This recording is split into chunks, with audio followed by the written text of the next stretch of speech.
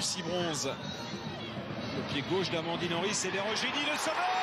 Et l'ouverture du score par la buteuse, non c'est Ada Gerberg, pardon, et non pas Eugénie Le Sommer qui a surgi au deuxième poteau et qui de la tête permet aux Lyonnaises de prendre l'avantage après seulement 7 minutes et 30 secondes dans ce match au sommet.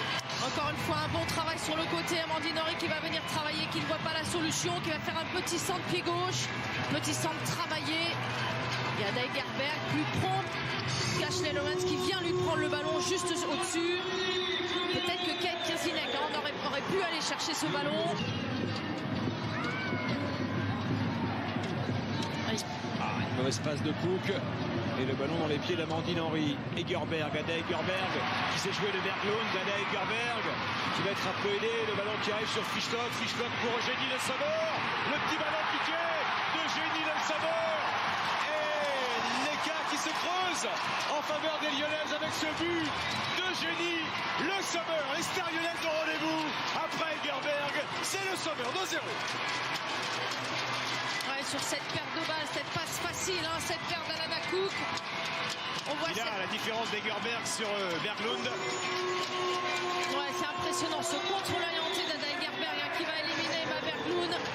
Cette bonne passe de Jess Fischlock qui va attendre, qui va fixer au dernier moment ce petit ballon donné juste comme il faut. Pas besoin de contrôler le ballon pour Eugénie Le Sommer. Ce petit ballon piqué au-dessus de Kate Kirzinek. Il est jouable ce ballon malgré le tacle de Paredes. Le 255e but de Eugénie Le Sommer. Ça, à Kidrizinek pour un éventuel 100e but avec Lyon. Wendy Renard, capitaine, défenseur central de l'Olympique Lyonnais, pour un 100e but avec son club. Et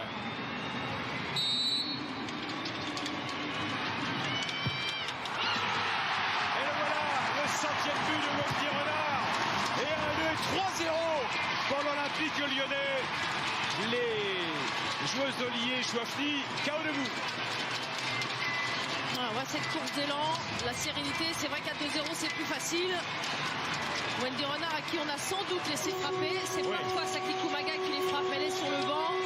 Ritchie-Mbok en avait frappé, elle avait raté. Sans doute qu'on lui a aussi accordé. C'est vraiment une terre de football hein, pratiquée par les femmes. Ici, il est un peu précurseur. Même si c'est Louis Nicolin, le premier, qui avait choisi de professionnaliser. Oh, le bon ballon d'Ada Gerberg pour Marozan. Et le 4e but de l'Olympique Lyonnais, signé Jennifer Marozan. 4-0 pour l'OL. Encore cette projection, cette capacité de faire jouer les autres. Et là, c'est Jennifer Marozan qui a la finition. Elle est souvent passeuse. Elle est là récompensée par ce beau mouvement, cette passe magnifique d'Ada Egerberg qui est buteuse mais aussi passeuse. Elle aussi capable d'être altruiste avec ses coéquipières. Et on voit tout le plaisir. Hein. Autant elle est contente quand elle marque, autant elle est... C'est Lyon. C'est très très fort. Van de Sanden, pas de position de hors-jeu pour la néerlandaise, pas de position de hors-jeu peut-être pour un 5e but, c'est dedans. Le 5e but lyonnais, Shanice Van de Sanden.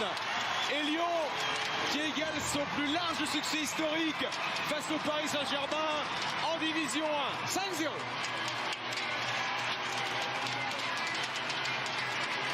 Sa fraîcheur, pourtant la conduite de balle est pas bonne. Je pense que Kate Kirzinek est peu sur la première touche, aller la chercher. Elle a choisi de rester, de boucher l'angle. On voit cette passe de Buchanan par-dessus. La première touche est pas terrible. Là, elle doit pouvoir essayer d'y aller se mettre en travers. Elle choisit de rester. Et là, ce petit piqué, pas croisé. On peut toujours avoir le droit d'avoir des regrets. Je pense qu'on n'a pas fait ce qu'il fallait. On a pris des buts à des moments clés. Après, il y a un fait de jeu quand même qui me paraît important, c'est le pénalty non sifflé à 1-0. Bon, voilà, après, ça n'a pas été suffisant malgré tout. On ne s'est pas assez créé de situations offensives. On n'a pas eu d'occasion, très peu. Voilà, Lyon nous a été supérieur ce soir. Elles vont grandir, vos filles, avec ce genre de match? Oui, il faut qu'elles grandissent. De toute façon, il n'y a pas le choix. Il faut être prêt, il faut bien se préparer parce que c'est ça le haut niveau. Merci Olivier. Il y a Wendy Renard là, qui arrive également.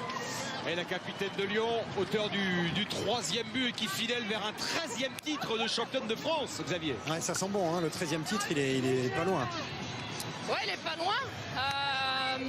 On voulait faire un gros match ici à la maison.